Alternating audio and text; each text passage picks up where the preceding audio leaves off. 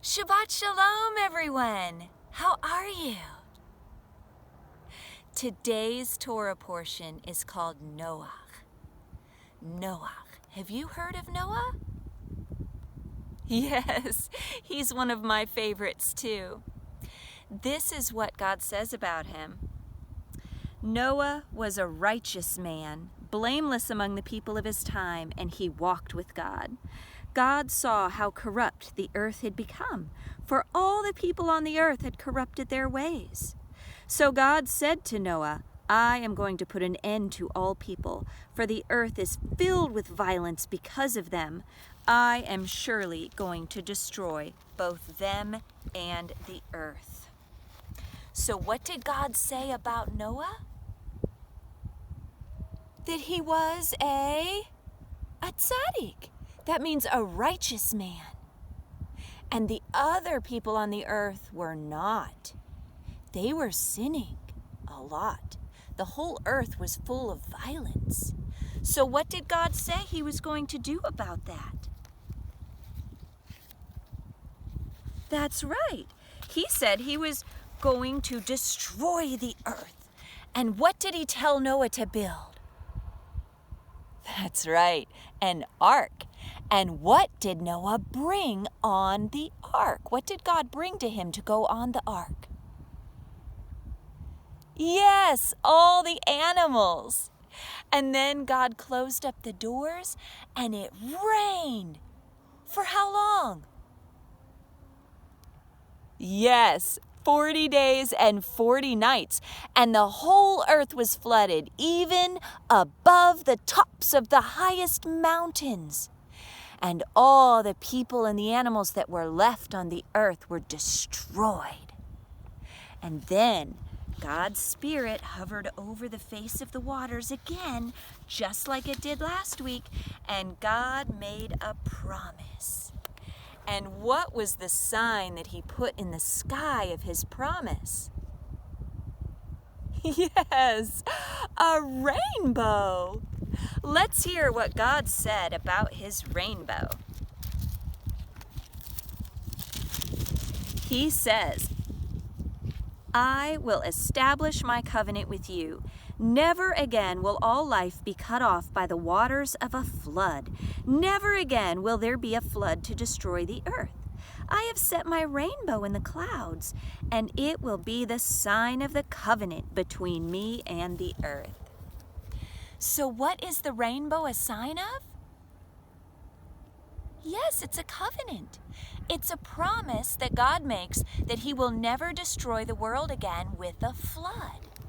And this is what it looks like in Hebrew. The word for rainbow in Hebrew here is keshet. And keshet means, it's actually the same word in Hebrew as an archer's bow.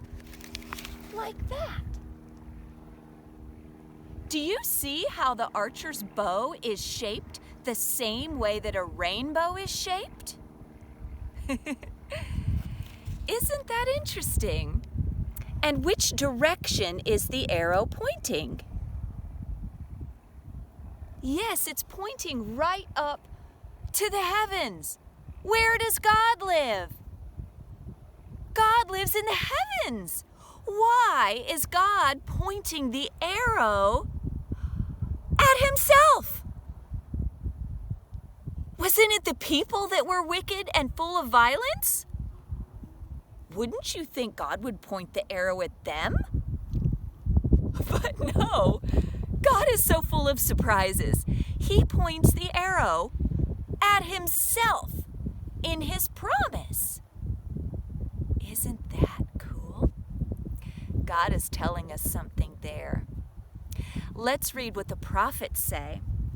Zechariah 12:10 says, they will look on me, the one they have pierced. And Isaiah 53:5 says he was pierced for our transgressions. Do you remember that when Yeshua was on the cross, they pierced his hands and his feet? Where did Yeshua come from? That's right, he came from the heavens. See, when people are violent and full of sin and arrogance and greed and pride, and they're committing idolatry and adulteries of all kinds, it corrupts people and the earth. We should be the ones who die, like so many did in the flood. But God wants to redeem his people. He wants to save us. Now, he does say that the world is going to be destroyed one more time, but he will keep his promise. It won't be by water.